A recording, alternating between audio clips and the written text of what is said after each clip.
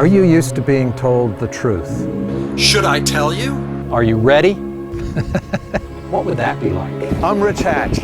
I'm Richard Hatch. I'm tired of the superficial gibberish in which people all too often engage. Ready or not, I'm Richard Hatch.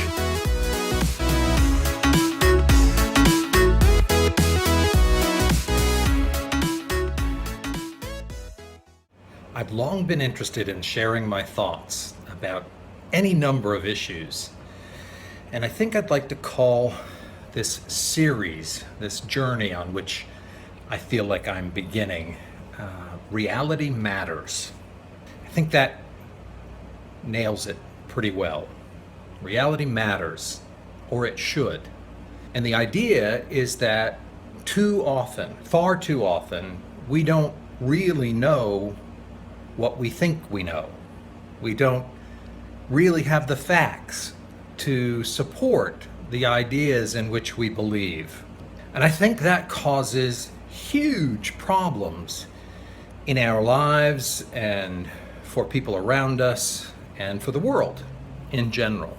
The idea that I might be able to communicate things about which I've thought articulately enough that people might start to think more is inspiring to me. So that's my goal. Howdy. Welcome. Let's talk. How about the idea of truth?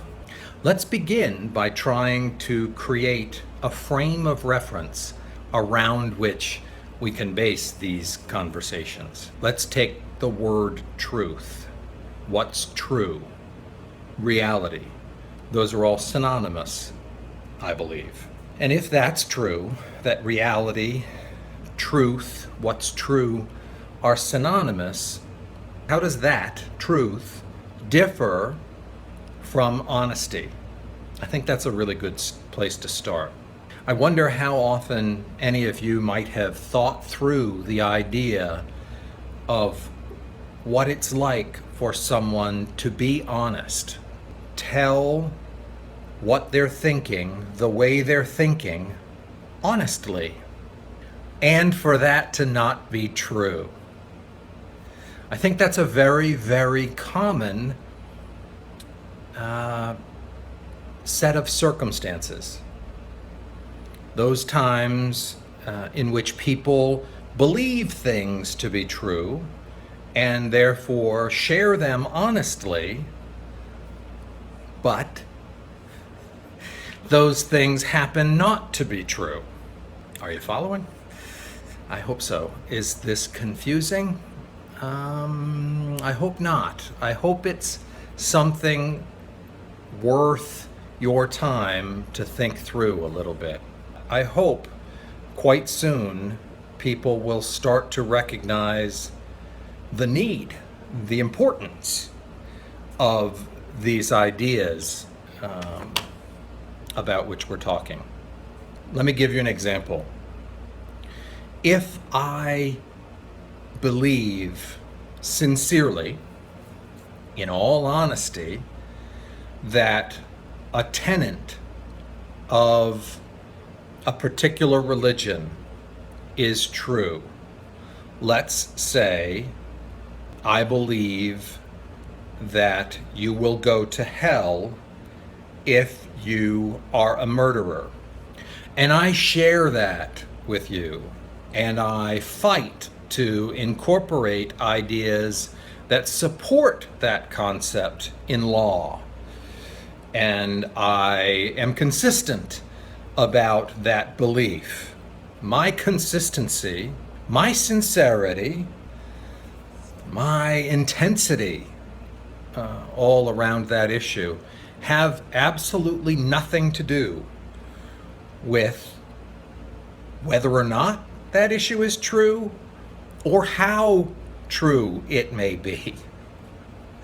I can believe it with everything I am, and it can still be an absolutely invalid statement, belief, thought, comment, etc. So what am I advocating by trying to even touch on this? I'm advocating the idea that skepticism is the cornerstone of intelligence. That being a good critical thinker is something we truly need to advocate early in our educational system to help people, kids at first, learn to think, to challenge people, to not simply believe what they're told, but to think it through, to challenge it in their own mind, to look for ways in which they can support the idea they're hearing, or to look for ways in which the idea they're hearing is undermined. Both are valuable. And if indeed the idea is undermined, then to consider with what they might replace that idea. Fascinating psychological work, I think. Fun, valuable stuff. Encouraging people to think. The idea of thinking skeptically, the idea of looking at the world in a way in which you aren't sure, you aren't certain any longer that what you're hearing is true, that what you have believed for long periods of time is actually factual. It's exciting. I know some people find it difficult and uncomfortable, and it might even be a little bit frightening.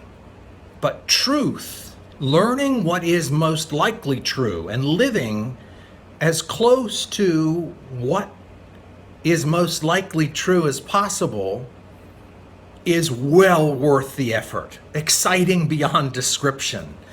It's a belief of mine that the further we live from what's true, the more consequences we face, negative ones, of that distance, the distance from what's true. So the closer we live to what's true, according to what's true, the more closely we align ourselves with facts, the happier we'll be. Happiness equals success, success equals happiness. The more successful, the happier we'll be, the closer we align ourselves to living according to what's true. I hope this isn't too deep. I hope it's exciting. I hope it's interesting. I hope it's something you share an interest in sufficiently to see where we're going to go from here. And I hope we, you and I, enjoy this ride, this conversation of discovery.